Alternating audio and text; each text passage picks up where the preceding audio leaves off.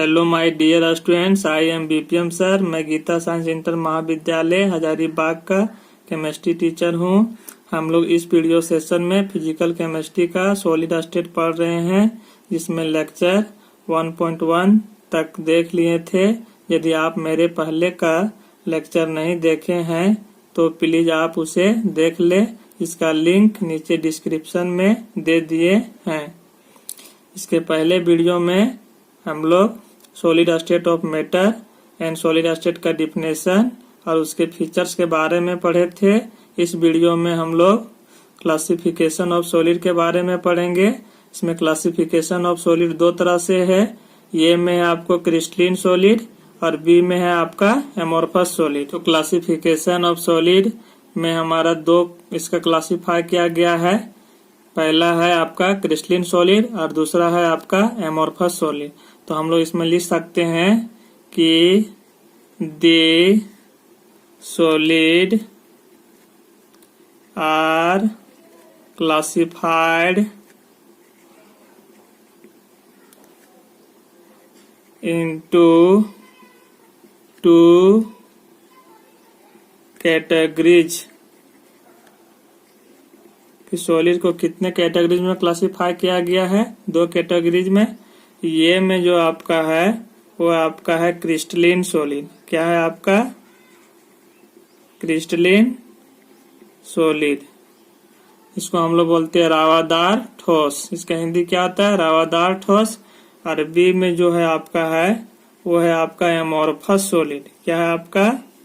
Amorphous solid. में क्या है क्लासिफिकेशन ऑफ सॉलिड में आपका जो है कि the solid are classified into two categories. की सॉलिड को दो कैटेगरीज में क्लासिफाई किया गया है। पहला ए नंबर में जो है क्रिस्टलिन सॉलिड है और बी नंबर में एमोर्फस सॉलिड। इस वीडियो में हम लोग क्रिस्टलिन सॉलिड के लिए बात करेंगे। हम लोग इसके बारे में क्रिस्टलिन सॉलिड के बारे में अब इसका ये पार्ट हम लोग पढ़ेंगे क्रिस्टलिन सॉलिड के बारे में। तो सबसे पहले इसका हम लोग क्या लिखेंगे? डिफिनेशन लिखेंगे। किसका? क्रिस्टलिन सॉलिड का। तो यहाँ पर लिखेंगे हम लोग the crystalline solid, the crystalline solid is made up of discrete particles of definite geometry which are surrounded by plane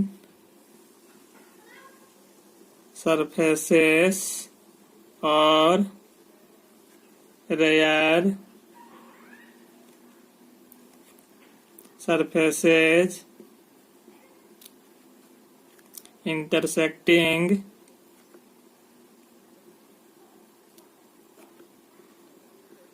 each other at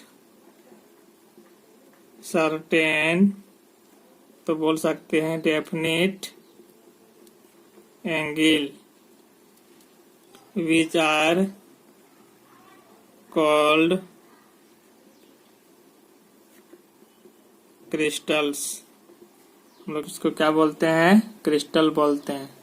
तो इसमें जो हमारा बोला है crystalline solid, crystalline solid is made up of discrete particles of definite geometry which are surrounded by plane surfaces और rare surfaces intersecting each other at certain तो definite angle which are called crystal.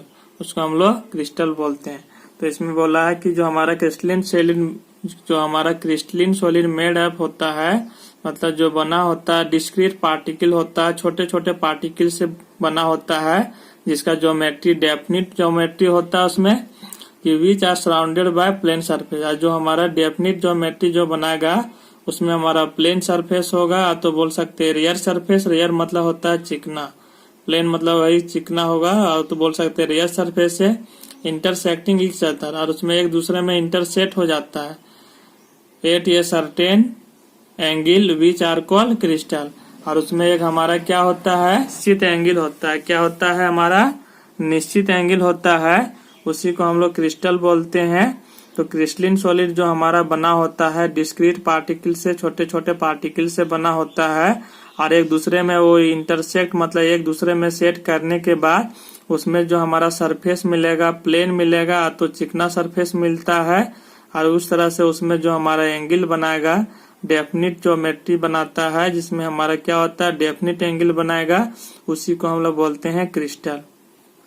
तो इसमें हम लोग बोल सकते हैं कि क्रिस्टलिन सॉलिड जो हमारा बना होता है डिस्क्रीट पार्टिकल मतलब छोटे छोटे पार्टिकल से, जिसमें हमारा डेफिनिट ज्योमेट्री होता है। क्या होता है डेफिनिट ज्योमेट्री, जब उसमें हम लोग एक दूसरे के पार्टिकल को इंटरसेक्ट करेंगे तो बड़ा पार्टिकल हमारा क्रिस्टल बनाएगा, और जो क्रिस्टल बनाएगा हमारा वो प्लेन सरफेस होगा, तो चिकना सरफेस होगा, और उसका जो एंगल हमारा होगा डेफिनिट एंगल होगा, एक फिक्स एंगल होगा, सर्टेन एंगल एक निश्चित एंगल होगा, उसी को हम लोग क्या बोलते हैं क्रिस्टल। वही चीज यहाँ बोला है कि the crystalline solid is made up of discrete particle, ये छोटे छोटे पार्टिकल से बना होता है ऑफ डेफिनिट ज्योमेट्री, जिसमें हमारा क्या होता है definite geometry which are surrounded by plane surface, और जिसमें हमारा जो उसमें बनाता है उसका सरफेस प्लेन होगा और रेयर होगा मतलब चिकना, इंटरसेक्टिंग ईच अदर, और एक जो पार्टिकल है एक दूसरे में इंटरसेक्ट हो जाता है, और इंटरसेक्ट होने से हमारा प्लेन सरफेस मिलता है at a certain angle which are called crystal, और उसमें एक निश्चित एंगल होता है, उसी को हम लोग बोलते हैं क्रिस्टल। तो हम लोग सिंपल बोल सकते हैं कि क्रिस्टल जो हमारा ये होता है क्रिस्टलिन सॉलिड, इसको हम लोग क्रिस्टल बोलते हैं। ये छोटे छोटे पार्टिकल से बना होता है, और ये छोटे छोटे पार्टिकल को जब हम बड़ा पार्टिकल बनाएंगे इंटरसेक्ट करके, सरफेस हमारा जो मिलेगा वो प्लेन सरफेस मिलेगा और हमारा रेयर सरफेस मिलेगा, उसी को हम लोग बोलते हैं क्रिस्टल। अब इसका एग्जाम्पल के बारे में बात करेंगे हम लोग। तो हम लोग फॉर एग्जाम्पल में हम लोग देखेंगे कि ये जो हमारा क्यूबिकल क्रिस्टल ऑफ जो शुगर हमारा ये बनाया हमारा, तो इस तरह से हमारा ये क्यूब की तरह बनाया, और ये जो हमारा प्लेन सरफेस है ये क्या हमारा प्लेन सरफेस, जिसको हम लोग फेसेस भी बोलते हैं, ये हम लोग क्या बोला जाता है फेसेस। और ये जो एंगल जो हमारा वो कितना बनाया 90 डिग्री। तो इस तरह से हम लोग बोल सकते हैं क्यूबिकल क्रिस्टल ऑफ शुगर जो होता है वो क्या होता है आपका क्रिस्टल कहलाता है। अब इसका आगे हम लोग पढ़ेंगे फीचर्स के बारे में। तो हम लोग आगे लिख सकते हैं कि the crystalline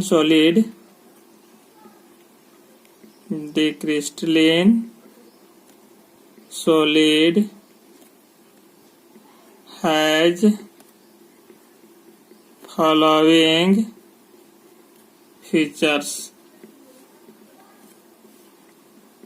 crystalline solid has following features. तो इसमें हम लोग पहला फीचर्स देखेंगे हम लोग किसका क्रिस्टलिन सॉलिड का। तो इसका हम लोग पहला फीचर लिखेंगे कि there is N ordered 3-dimensional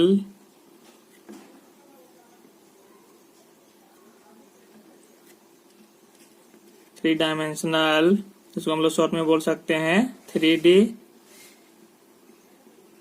arrangement of constituent particles. Constituent particles में क्या हो सकता है एटम्स, मॉलिक्यूल्स और ions through out the crystalline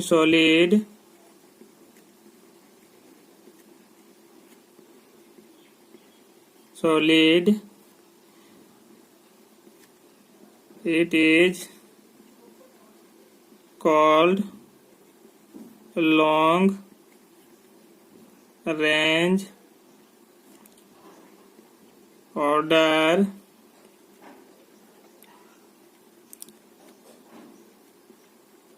arrangement of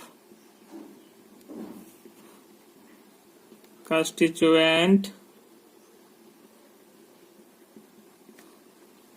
particles. इसमें जो हमारा बोल रहा है इसका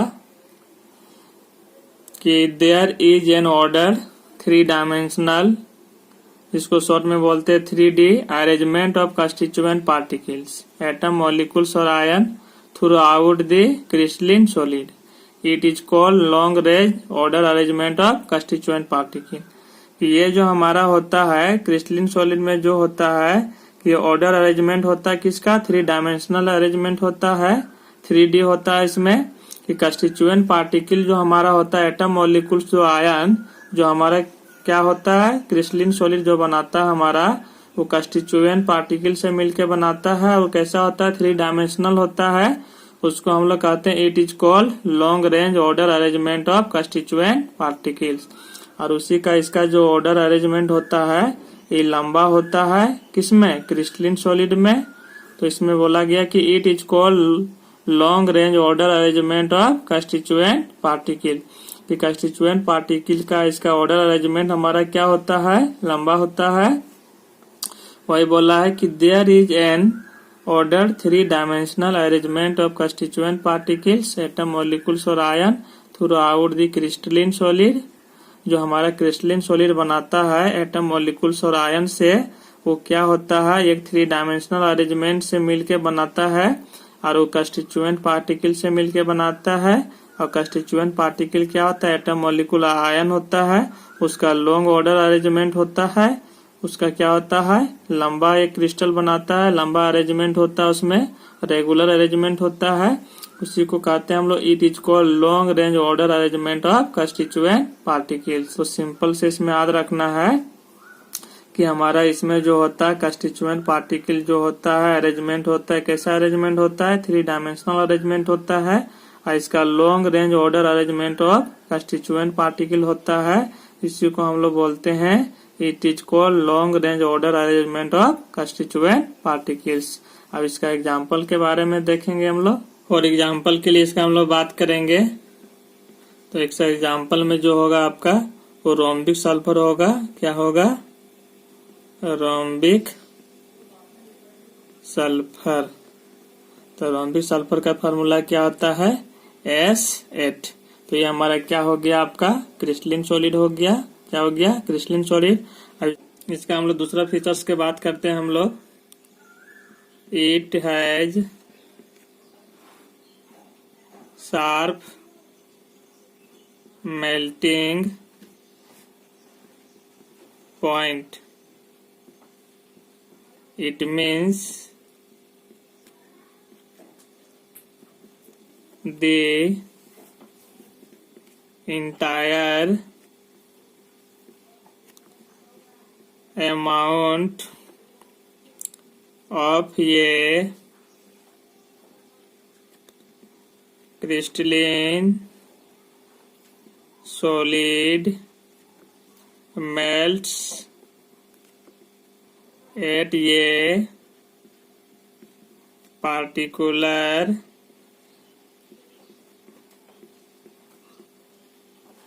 temperature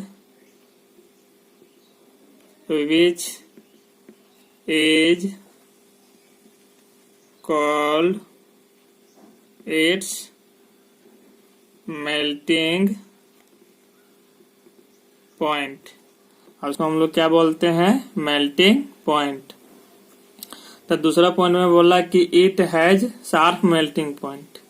इट है शार्प मेल्टिंग पॉइंट का मतलब हुआ कि इट मीन्स, उसका मतलब हुआ कि the entire amount of crystalline solid melts at a particular temperature. कि पूरा हमारा कोई भी जो क्रिस्टलिन सॉलिड होगा ये किसी पार्टिकुलर टेम्परेचर में, किसी खास टेम्परेचर में वो क्या करेगा, मेल्ट करेगा. Which is called its melting point. तो उसको हम लोग क्या बोलते हैं, मेल्टिंग पॉइंट. मतलब होता है कि कोई भी क्रिस्टलिन सॉलिड होगा उसका किसी भी पॉइंट में हमारा सेम मेल्टिंग पॉइंट होगा. तो सभी जगह सेम मेल्टिंग पॉइंट होगा, इसलिए एक पार्टिकुलर टेम्परेचर में वो क्या कर जाएगा, मेल्ट कर जाएगा. उसी को हम लोग बोलते हैं शार्प मेल्टिंग पॉइंट. तो इसमें बोला इट है शार्प मेल्टिंग पॉइंट. इसका शार्प मेल्टिंग पॉइंट का मतलब हुआ कि क्रिस्टलिन सॉलिड में किसी भी पॉइंट में लेंगे हमारा सेम टेम्परेचर में मेल्ट करेगा, इसीलिए शार्प मेल्टिंग पॉइंट बोला जाता है. इट मीन्स में बोला गया, उसका मतलब है कि the entire amount of A crystalline solid, कि जो हमारा संपूर्ण क्रिस्टलिन सॉलिड जो होता है मेल्ट करता है एट ए पार्टिकुलर टेम्परेचर, किसी खास टेम्परेचर में क्या करेगा, पिघल जाएगा। Which is called its melting point. और उस टेम्परेचर को हम लोग क्या बोलते हैं, मेल्टिंग पॉइंट। कि जिस टेम्परेचर में हमारा क्रिस्टलिन सॉलिड मेल्ट करेगा तो उस टेम्परेचर को हम लोग बोलते हैं मेल्टिंग पॉइंट। और क्रिस्टलिन सॉलिड में जो होता है शार्प मेल्टिंग पॉइंट होता है। क्या होता है, शार्प मेल्टिंग पॉइंट। मतलब उसका मतलब हुआ कि क्रिस्टलिन सॉलिड में किसी भी पॉइंट में जो हमारा मेल्ट करने की जो टेम्परेचर होगा वो सेम होगा। क्या होगा, सेम होगा। उसी को हम लोग बोलते हैं sharp melting point. Crystalline solid का हम लोग तीसरा फीचर्स का बात करेंगे तो लिखेंगे हम लोग the crystalline solid has characteristics latent heat of fusion और standard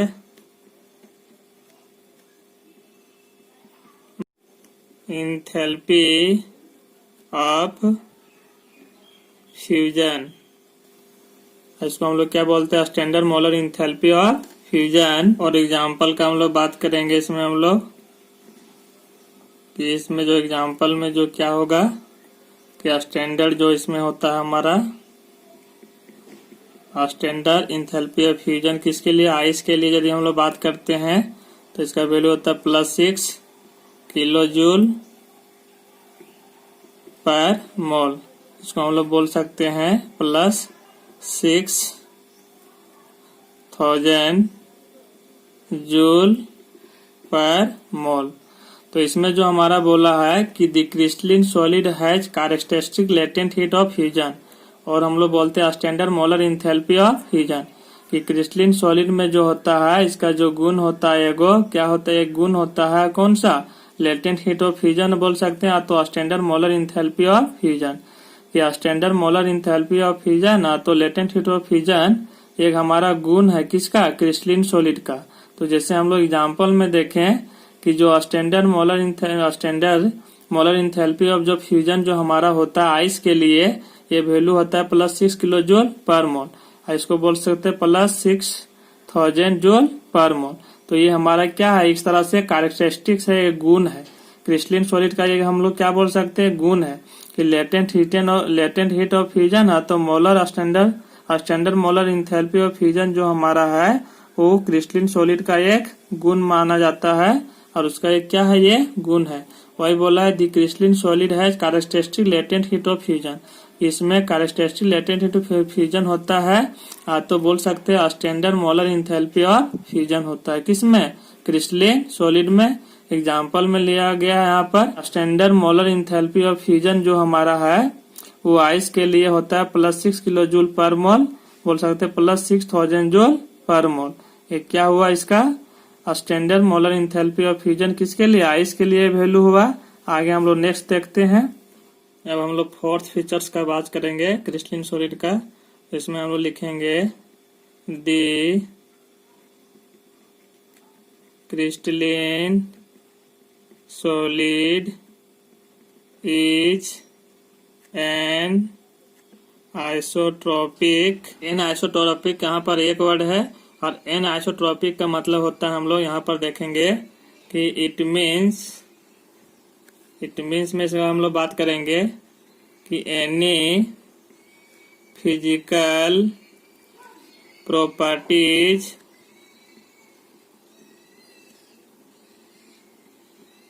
such as electrical conductivity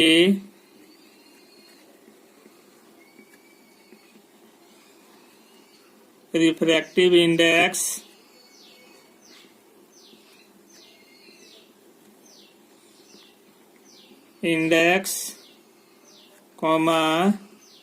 expansion coefficient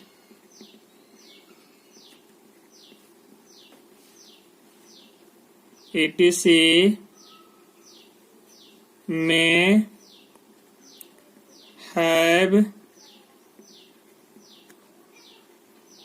different values along different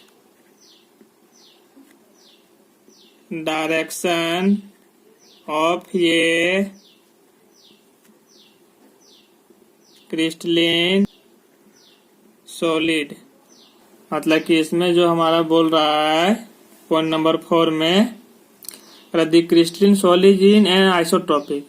an isotropic का मतलब होता है, इट मीन्स में जहाँ बोला गया कि एनी फिजिकल प्रॉपर्टी, कि कोई भी हमारा भौतिक गुण जो होता है, such as an electrical conductivity, refractive index, expansion coefficient etc may have different values along different direction of a crystalline solid।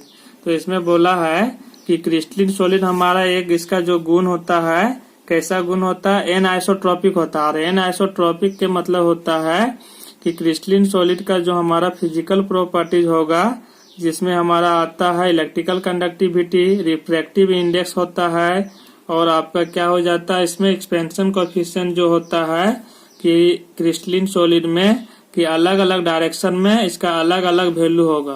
किसका? क्रिस्टलिन सॉलिड का। तो वही बोलता है यहाँ पर कि क्रिस्टलिन सॉलिड हमारा कैसा है, आइसोट्रॉपिक बोला जाता है उसको। क्या बोलते हैं हम लोग? An isotropic. तो एन आइसोट्रॉपिक के मतलब होता है कि क्रिस्टलिन सॉलिड का जो फिजिकल प्रॉपर्टीज में होता है, इलेक्ट्रिकल कंडक्टिविटी और रिफ्रैक्टिव इंडेक्स और एक्सपेंशन कोएफिशिएंट जो हमारा इसमें जो होगा, इसका जो वैल्यू होगा अलग अलग डायरेक्शन में अलग अलग वैल्यू होगा। तो वही चीज यहाँ बोला है कि the crystalline solid is an isotropic। It means any physical property such as electrical conductivity, refractive index, expansion coefficient etc may have different value along different direction of crystalline solid। इस तरह से हमारा क्रिस्टलिन सॉलिड जो होता है anisotropic होता है, और इसका जो हमारा फिजिकल प्रॉपर्टीज होता है, electrical conductivity, refractive index, expansion coefficient का जो वैल्यू होता है क्रिस्टलिन सॉलिड में अलग अलग डायरेक्शन में अलग अलग वैल्यू होता है। तो यही बोलते हैं, उसी को बोलते हैं हम लोग एनाइसोट्रॉपिक। तो 4th नंबर में बोला है इसमें कि क्रिस्टलिन सॉलिड कैसा है, इज एनाइसोट्रॉपिक होता है। तो इसमें जो हमारा क्रिस्टलिन सॉलिड एनाइसोट्रॉपिक का मतलब हुआ कि इसका जो हमारा फिजिकल प्रॉपर्टी जो होता है, electrical conductivity, refractive index, expansion coefficient, तो इसमें जो हमारा ये सब वैल्यू जो होगा क्रिस्टलिन सॉलिड में अलग अलग डायरेक्शन में अलग अलग वैल्यू होगा। अब आगे हम लोग देखेंगे नेक्स्ट फीचर्स के बारे में। 5वां फीचर्स के बारे में हम लोग बात करेंगे कि दी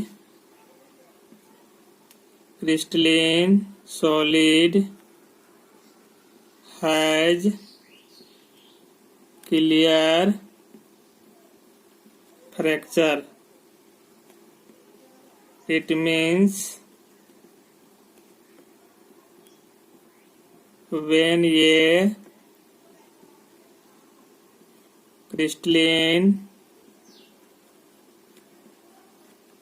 solid is cut with a knife, a sharp edged tool, newly generated surfaces are plain and smooth। 5वां पॉइंट में बोला है the crystalline solid has clear fracture. It means when a crystalline solid is cut with a knife, a sharp edge tool, newly generated surfaces are plane and smooth. कि हमारा crystalline solid यदि हमारा बोल रहा है क्लियर फ्रैक्चर, कि clear fracture मतलब जिसको हम लोग काट सकते हैं। क्या कर सकते हैं? काट सकते हैं। कि जब हम क्रिस्टलिन सॉलिड को नाइफ से यदि हम लोग काटेंगे तो इसको जो हमारा काटने के बाद जो हमारा नया सरफेस जो मिलेगा, एज मिलेगा, शार्प मिलेगा, वो कैसा न्यूली सरफेसेस जो हमारा मिलेगा, जो जनरेट करेगा, वो सरफेस हमारा कैसा होगा? प्लेन सर्फ होगा और स्मूथ होगा। मतलब हमारा प्लेन सरफेस मिलेगा, तो हम लोग बोल सकते हैं उसका स्मूथ सरफेस मिलेगा। तो इसमें बोला है कि क्रिस्टलिन सॉलिड है क्लियर फ्रैक्चर। क्या है? Clear fracture. इसका मतलब हुआ कि जब हम कोई भी क्रिस्टलिन सॉलिड को किससे काटते हैं, चाकू से यदि हम लोग काटेंगे तो एज टूल्स जो हमारा न्यूली जनरेटेड सरफेस जो इसका मिलेगा वो प्लेन मिलेगा और स्मूथ मिलेगा। तो इसमें हम लोग बोल सकते हैं कि यदि सोडियम को हम लोग यदि चाकू से जब काटते हैं तो सोडियम को काटने से जब अलग हमारा जो न्यूली जनरेटेड सरफेस जो मिलेगा वो कैसा मिलेगा? प्लेन और स्मूथ मिलता है। तो इस प्रकार से हम लोग बोल सकते हैं कि the crystalline solid has clear fracture. It means when a crystalline solid is cut with a knife, a sharp edge tool, newly generated surfaces are plain or smooth। तो हम लोग सिंपल तरीका से इसमें बोल सकते हैं कि जब हम क्रिस्टलिन सॉलिड को टुकड़ा करते हैं, काटते हैं उसको, तो जो हमारा उसमें नया सरफेस जो मिलेगा वो प्लेन मिलेगा और कैसा मिलेगा? स्मूथ मिलेगा। क्या मिलेगा? स्मूथ मिलता है। आगे इसका एग्जाम्पल के बात करेंगे हम लोग। और एग्जाम्पल के लिए इसका हम लोग बात करेंगे किसका? क्रिस्टलिन सॉलिड का। तो इसका एग्जांपल्स के हम लोग बात करेंगे। तो एग्जांपल्स में लिखेंगे NaCl sodium chloride, LiCl lithium chloride, ZnS zinc sulphide, diamond, graphite,